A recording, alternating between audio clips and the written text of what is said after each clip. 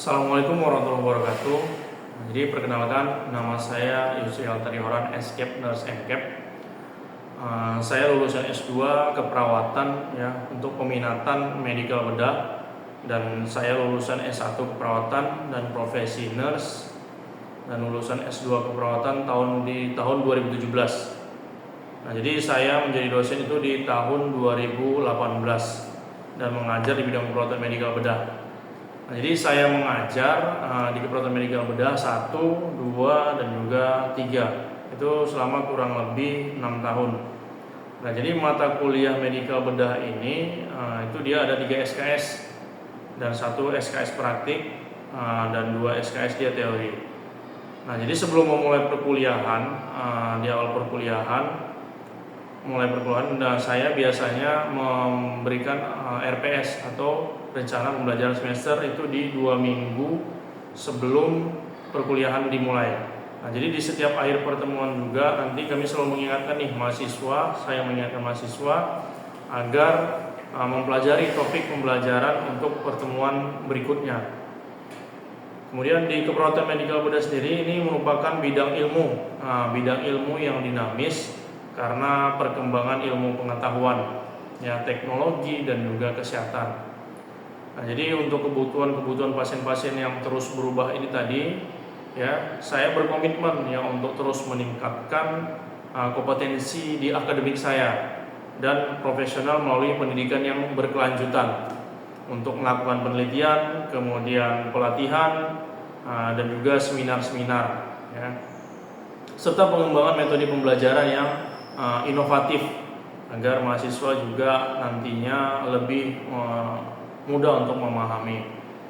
Dan saya percaya bahwa dosen harus menjadi pembelajar sepanjang hayat, sehingga mampu menghadirkan proses pembelajaran yang relevan dan perkembangan praktik keperawatan yang modern.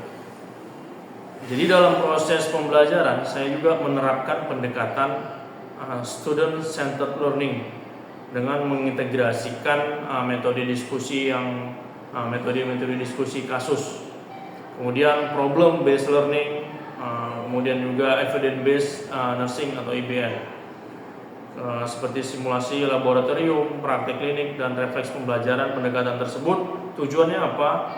Agar mahasiswa tidak menguasai aspek kognitif saja, tapi juga mampu menguasai atau memiliki pengetahuan berpikir kritis. Keterampilan klinisnya juga bagus, kemudian komunikasi teroptiknya juga bagus dalam pengambilan keputusan, serta sikap profesional dalam ataupun sesuai kode etik keperawatan.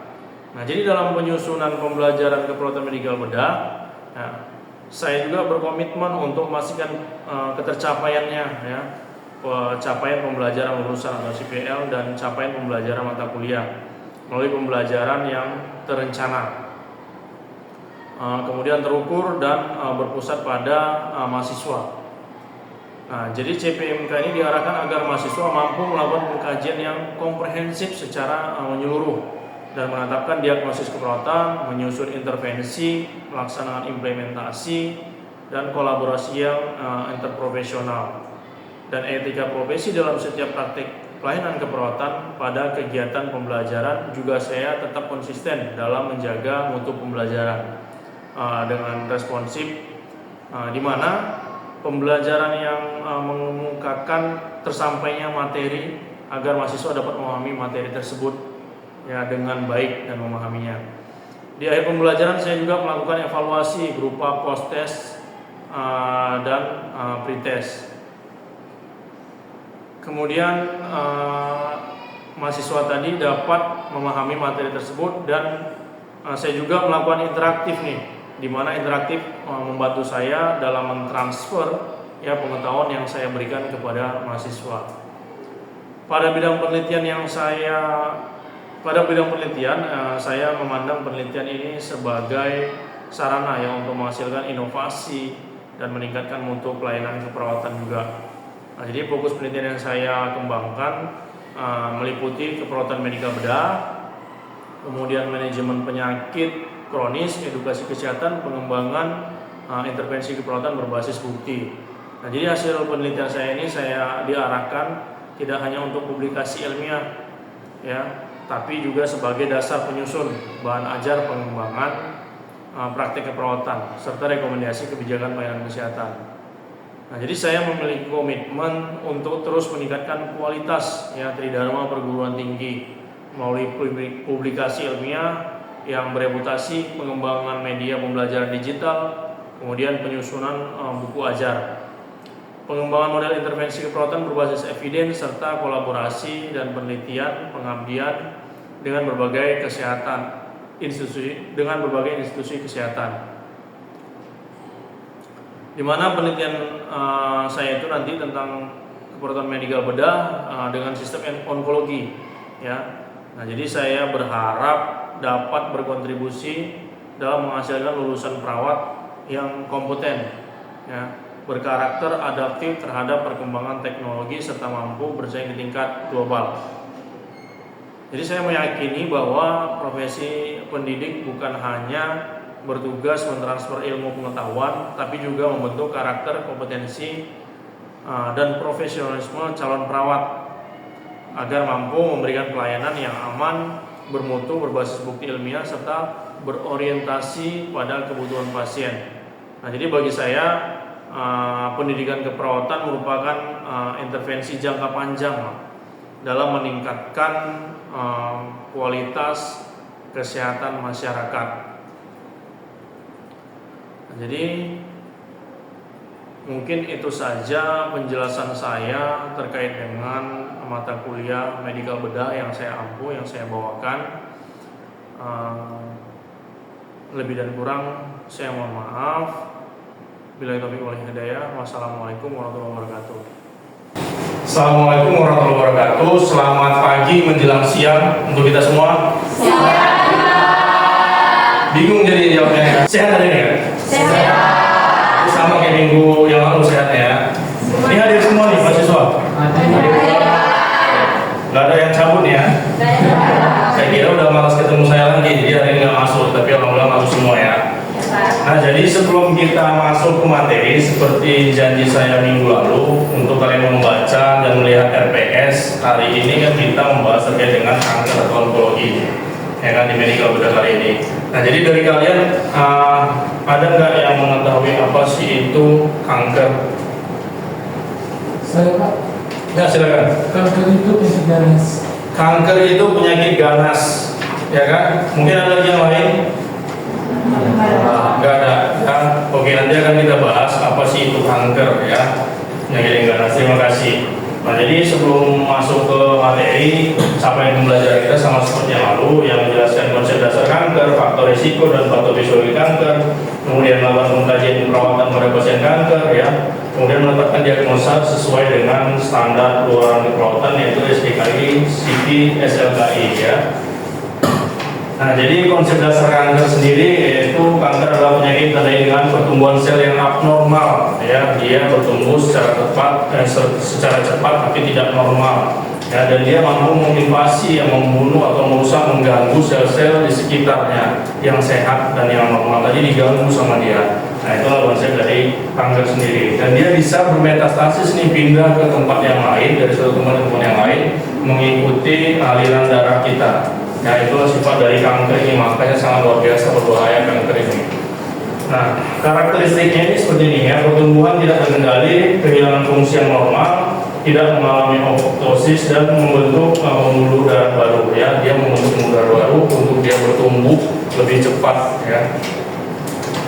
Dan menurut WHO sendiri, untuk saat ini kasus kanker itu lebih dari 20 juta per tahunnya ya, karena memang banyak sekali penyebab-penyebab dari kanker.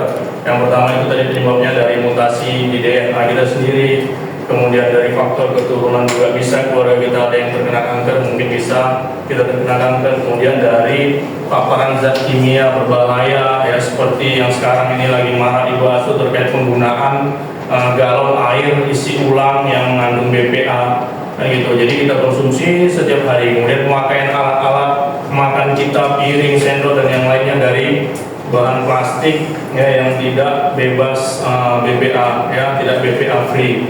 Nah, itu bisa menyebabkan dari kanker sendiri. Kemudian jenis kanker tersering itu ada payudara, kemudian paru, kolorektal, prostat, lambung, dan juga serviks. Kemudian untuk payudara sendiri ini sangat gampang sebenarnya untuk mendeteksinya. Ya mungkin ada yang pernah dengar nih terkait dengan pemeriksaan dini ya sadari dari payudara ini sendiri, yaitu kita setelah mandi ya sebelum menggunakan pakaian untuk yang perempuan yang cewek-cewek ya, kita berdiri di depan cermin, kita lihat tuh bentuk dari payudaranya tersendiri ya, ada nggak dia perubahan bentuk, kemudian kemerahan di sekitarnya. Setelah itu kita lakukan penekanan di daerah payudara, ada tidak penjualan di payudara kita sendiri ya. Kita lanjut. Untuk faktor risikonya sendiri yaitu di usia, genetik, hormon, dan juga gangguan imun. Yang usia semakin tinggi usia semakin gampang kita terkena kanker, ataupun karena sudah menabung nih ceritanya. Dari usia 20 tahun atau 17 tahun ini sudah merokok, yang sampai ke 50 tahun, berapa puluh tahun itu menabung untuk sel kanker tadi bisa bertumbuh. Ya, kemudian dari pemakaian alat makan ya, dan yang lainnya yang belum BPA free itu juga bisa menyebabkan kanker seperti yang saya jelaskan di awal tadi. Kemudian dari faktor eksternal merokok ya, paparan dari zat kimia rokok sendiri, kandungan tar dan juga nikotin ya, yang mengakibatkan terjadinya kanker. Dari alkohol, obesitas, ya paparan radiasi, dan juga virus HPV itu yang dapat menyebabkan kanker serviks. Untuk manifestasi klinisnya sendiri ya secara umum ini ada penurunan berat badan ya.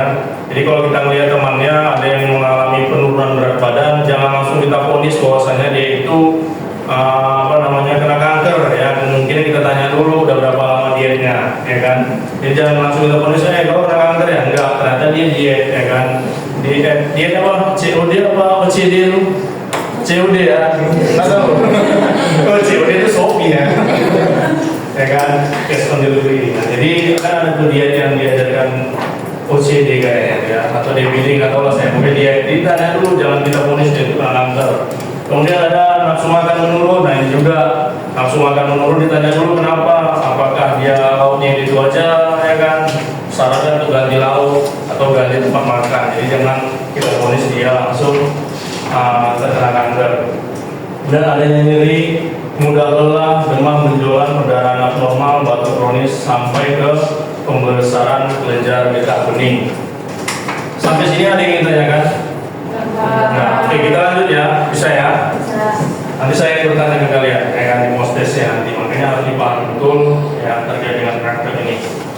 Untuk pemeriksaan sendiri, laboratorium, darah lengkap, tumor marker, elektrol, dan yang lainnya. Jadi semua jenis pemeriksaan ini untuk mengetahui seberapa besar, seberapa ganas, kemudian sudah bermetastasiskah si sel kanker ini, kemana dia bermetastasis. Jadi untuk pencegahan agar tidak terjadi komplikasi ataupun ke stadium yang lebih tinggi lagi dari kanker. Penata laksanaan medis ya, penata laksanaan medisnya itu dengan cara operasi ya. Dioperasi kalau misalnya dilihat ada benjolan, dia akan dioperasi, diangkat tuh ya sel kankernya. Untuk kemoterapi sendiri ada yang tahu apa itu kemoterapi? Ya pengobatan kanker Pak, ya saya tahu pengobatan kanker karena kamu lihat di sini gitu kan. Nah jadi kemoterapi ini salah satu cara untuk membunuh sel kanker tadi yang bertumbuh secara cepat tadi dengan cara memasukkan cairan melalui intravena kita, disuntikkan tuh cairan tadi. Nanti si cairan tadi yang mencari tuh di mana ada sel kanker, dia akan membunuh atau memusnahkan sel kanker tadi ya, atau pemberian obat oleh suman. Kemoterapi ini efek sampingnya biasanya yang paling berat orang nih, mengalami nyeri hebat, kemudian ada mual muntah ya kan. Nah itu makanya berat sekali kalau udah terkena kanker ya. Harus menjaga pola hidup yang sehat lah sedari muda ya kan. Rajin berolahraga, makan makanan yang sehat, jauhi makanan-makanan junk food, fast food itu, kemudian gula-gula tambahan, ya kan, dari Thai tea, kopi-kopi di tempat nongkrong. Jadi jangan biar kelihatan keren. Mana nongkrong kita? Nongkrong, yuk nongkrong. Nggak kanker kok nanti, ya kan? Makanya ingatkan kawannya. Mana? Udah sini aja kita makan. Kamu makan apa nih? Ini sayur rebus tadi aku masak. Oh udah hebat Pak ya. Semenjak masuk kuliah tentang onkologi, jadi pola hidup yang sehat, berarti kan ada pengaruh yang baik setelah kita saya menjelaskan terkait dengan kanker gitu. Jadi kalau bisa adalah pengaruh baiknya. Jadi jangan lagi sering-sering nongkrong di tempat-tempat minum-minuman yang cepat saji, siap saji. Kemudian radioterapi dengan penyinaran, ya disinari itu sel-sel kanker tadi disarinya, disinari dibunuhnya, ya. Kita lanjut untuk penata laksana Indonesia tadi. Untuk pengkajian perawatan yang sama seperti pengkajian keperawatan pada umumnya, kita tanyakan nama, umur, jenis kelamin, ya, pendidikan, pekerjaan. Karena kalau misalkan umur sudah jelas tadi berpengaruh, ya kan, semakin tua, kemudian jenis kelamin, pendeteksi ada enggak kanker payudara dan yang lainnya. Dan pendidikan juga semakin tinggi pendidikannya, semakin nyambung dia dijelaskan dan semakin memahami pola hidup sehat biasanya.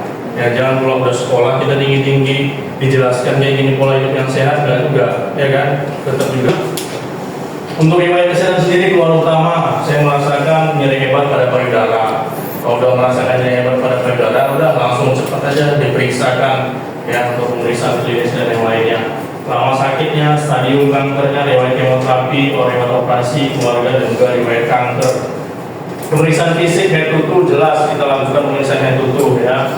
Ada enggak yang merasa lemah, ya kan, dari kulitnya sendiri. Kalau misalkan kanker kulit itu terlihat nanti kulit menghitam, kemerahan, semitik dan yang lainnya. Kemudian pemeriksaan payudara sendiri seperti yang sudah saya jelaskan tadi. Pemeriksaan fisik, kalau untuk paru dia ada sesak, kemudian ada pusing pleural, ada enggak cairan di sekitar paru, ya. Kemudian ekstremitas ada enggak bengkak dan nyeri tulang. Pengkajian nyeri, ada PQRST, ya, yang paling penting karena biasanya kanker identik dengan nyeri, tujuan utamanya itu ya dimanapun dia berada. Jadi harus kita tahu untuk mengkajinya sendiri, provokasinya, penyebab dari nyerinya, kemudian kualitinya, ya, kualitas nyerinya sendiri seperti benda tajam enggak atau seperti benda tumpul tekanan, kemudian triggernya, ya, posisinya di mana, ya, persebaran luasan dari nyerinya sendiri, severity dan juga waktu, ya, berapa lama nyeri yang dirasakan. Itu untuk pengkajian nyeri sendiri. Pengkajian psikososialnya sendiri, kecemasan, jelas ada kecemasan nantinya pada pasien kanker, ya kan. Kemudian ada ketakutan, bisa sembuh nggak aku nih nanti yang karena udah kena kanker. Kalau ada yang dari searching di Google atau kuliah, orang kanker dan udah langsung meninggal, enggak juga, banyak juga yang udah meninggal hidup lagi, enggak, ya. Maksudnya udah kena kanker sehat lagi gitu, ya. Jadi kalau udah meninggal aja, itu akan hidup lagi.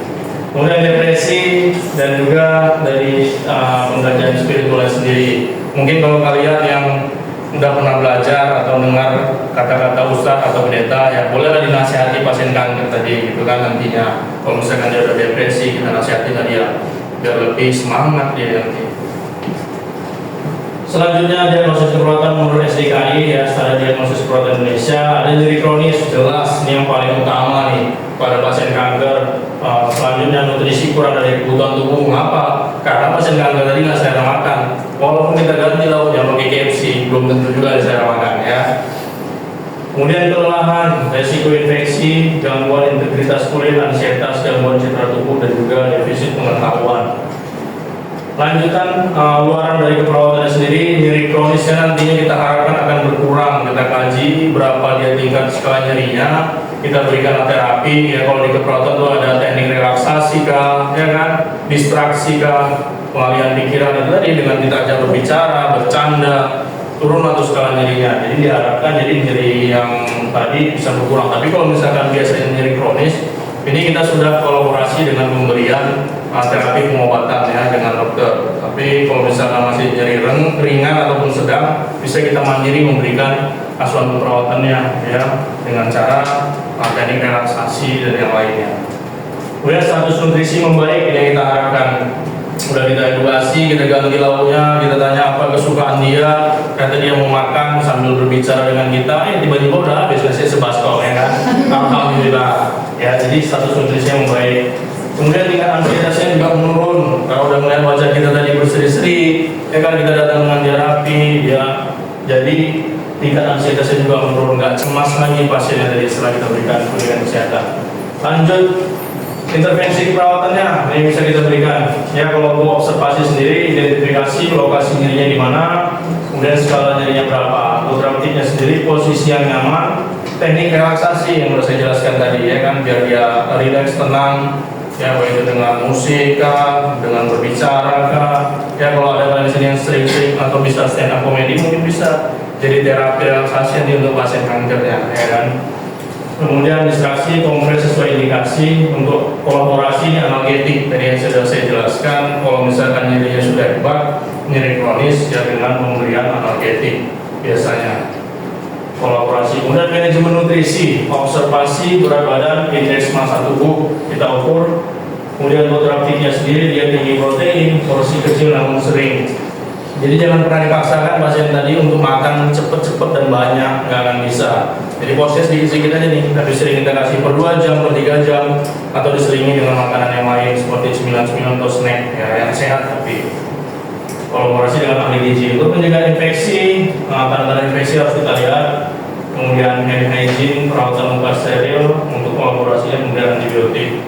Dukungan psikologisnya, dengarkanlah keluhan pasien tadi ya, terkait penyakitnya, tapi jangan terkait pinjolnya ya. Jadi kita dengarkan apa keluhan dia terkait dengan penyakitnya. Jadi kalau udah mulai mengarah-arah ke pinjol ya, kita alihkan lagi. Bu, kita balik lagi Bu ya ke penyakit ibu tadi. Oh iya boleh ya, jangan sampai kita dengarkan keluhannya tentang rumah tangganya, mungkin bahaya nanti ya, bukan makin aman.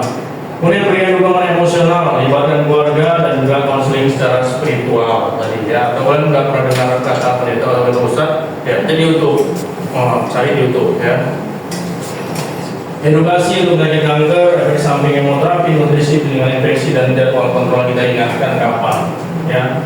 Nah jadi karena saya membawakan materi terkait dengan kanker atau onkologi, saya juga pernah melakukan penelitian ini. Ya, penelitian, hasil penelitian saya ya, hasil penelitian saya, alhamdulillah dari hasil penelitian ini saya bisa beli rumah ya kan.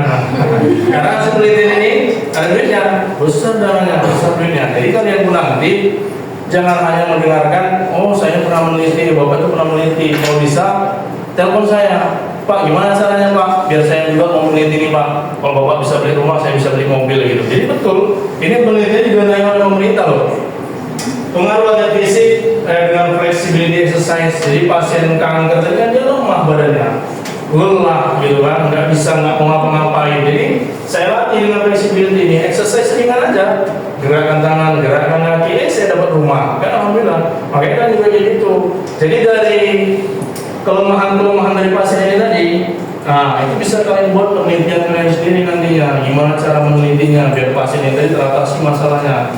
Selain pasien dapat teratasi masalahnya, kalian juga dapat ya hasilnya gitu. Jadi jangan, kalau bisa kalian pro ini banyak penelitiannya. Walaupun kalian masih kami belum dosen Pak, jadi nggak harus dosen juga untuk meneliti ya. Kalian kolak tuh sama dosennya. Ya tuh ada teman saya Pak Anto, nah, itu dia banyak penelitiannya. Dia udah dapat rumah, mobil, hampir pesawat emang. Nah, jadi dan saya kalian boleh main di rumah Pak Anto nanti ya kan. Itu ada dosen saya, dia kebetulan ngajar di Murid Teguh, ya kan udah banyak, udah kaya dia gara-gara meneliti ya. Jadi kalian bisa kolab sama Pak nanti untuk penelitian, atau boleh kolab sama saya. Ini saya cantumkan nama kalian. Kalian gampang tugasnya nanti, cuma mengumpulkan data, ngedit, ya kan, tiba dapat mobil gitu kan. Saya seperti ini.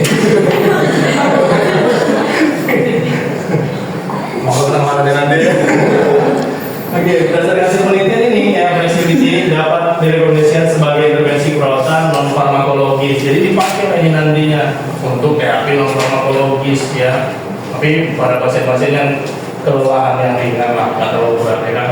Jadi program latihan dilakukan 30 menit per sesi 3 kali per minggu selama 10 minggu dengan fokusnya peregangan ototnya tadi ya, sendi, untuk meningkatkan fleksibilitasnya, mengurangi kelelahan dan memperbaiki mobilitas. Jadi pasien ini tadi bisa melakukan activity daily living, yang kegiatan sehari-harinya. Jadi nggak perlu dibantu lagi. Yang tadi yang lemah, lelah, ya kan, harus dibantu ngambil piring aja dibantu, kan repot nantinya. Jadi dengan adanya flexibility exercise yang saya lakukan ini, dia bisa berjalan sendiri, nggak lemah lagi, nggak lemas lagi otot-ototnya, ya kan. Jadi lebih produktif lah dia hari-harinya. Oke, nah jadi sudah saya jelaskan tadi dari awal sampai akhir terkait dengan kanker, apa itu kanker, kemudian penyebabnya, pemeriksaan untuk deteksi dininya, sampai saya paparkan lalu hasil dari penelitian saya. Nah sekarang di akhir ini saya mau post test nih. Nggak ingat tuh. Nah saya mau post test nih ya. Oke, nah jadi saya tadi sudah menjelaskan tuh panjang lebar dari awal apa itu kanker, penyebabnya, ya pemeriksaan sadari sendiri, ya. Nah jadi di akhir ini setelah saya jelaskan tadi, saya harap kalian bisa menjelaskan kembali karena saya akan post test nih, ya terkait dengan kanker. Coba ada yang bisa menjelaskan apa sih itu kanker? Ya silakan. Kanker itu penyakit yang ditandai dengan pertumbuhan sel abnormal yang tidak terkendali. Oke, baik. Terima kasih. Berarti dia nggak ngantuk dari tadi, kan itu dia mengetahui apa sih itu kanker, ya pertumbuhan yang abnormal secara cepat dan dia bisa bermetastasis ya ke mana aja mengikuti aliran darah. Terima kasih. Kemudian yang kedua, pengkajian nyeri pada pasien kanker tadi menggunakan metode apa, ada yang tahu? Untuk nyeri, karena nyeri ini yang paling utama diagnosanya. Silakan. Menggunakan metode PQRST. Apa tuh? P-nya provokasi, Q-nya quality, R-nya region, S-nya severity, T-nya time. Oke, baik, terima kasih. Apa itu PQRST, ya? Selanjutnya, diagnosa keperawatan yang muncul mungkin apa tuh pada pasien kanker? Ya. Ada 8 diagnosa, Pak. Banyak diagnosa apa ya? Ya. Jelaskan. Yang pertama itu nyeri kronis. Nyeri kronis, Kemudian nutrisi kurang dari kebutuhan tubuh. nutrisi kurang, Terus fatigue, kelelahan, ya, terus resiko infeksi, ya, gangguan integritas kulit, ansietas, gangguan citra tubuh, dan defisit pengetahuan, Pak. Oke, terima kasih ya. Berarti ya kasih lah. Ini masa dia pada gendem deh. Ya udah deh sama gua ya. Yang keempat mungkin luaran keperawatan apa yang diharapkan nantinya. Setelah tadi ada diagnosa, luaran yang diharapkan apa? Ya. Luaran keperawatan yang diharapkan itu yang pertama ada nyeri kronis dan kurang, yang kedua itu status nutrisi membaik, yang ketiga tingkat ansietas menurun, dan yang keempat itu integritas kulit membaik, Pak. Oke, terima kasih. Kalau ini semua mahasiswa kayak bingung menentukan juara satunya ya kan. Mungkin tadi karena memang udah dibaca di awal, itulah gunanya saya menyampaikan yang memberikan RPS, diingatkan lagi untuk materi selanjutnya apa yang masuk ya kan, jadi dibaca jadi cepat memahaminya. Yang terakhir disebutkan deteksi dini kanker payudara, ini paling gampang nih. Ada bisa? Saya, Pak. Iya, silakan. Yang bisa dilakukan itu periksa payudara sendiri atau yang sering disebut sadari. Iya. Yang mana sadari ini adalah untuk menemukan benjolan di payudara. Oke, terima kasih. Kalau Om Mario udah bilang super, ya kan? Oke, nah jadi itu tadi post test kita. Jadi saya harapkan memang bukan hanya sekedar di pembelajaran ini kalian memahami, ya, tapi nantinya kalian bisa menerapkan pola hidup yang sehat. Jadi adalah artinya kita bertemu dan membahas terkait dengan kanker. Jadi di luar nanti udah pola hidup yang sehat, kemudian bisa melakukan pemeriksaan sadari tadi, ya. Jadi manfaatnya bukan hanya pada saat di kelas ini dicoret-coret, dipahami sekedar tulisan aja. Kalau bisa nanti kalian bisa melakukan penelitian seperti yang saya sampaikan tadi, kemudian bisa menjaga pola hidup yang sehat, ya. Saya harapkan itu untuk kita semua. Ini referensi tadi, ya. Nah, mungkin itu saja pertemuan kita hari ini. Ya, saya sudahi untuk pertemuan hari ini.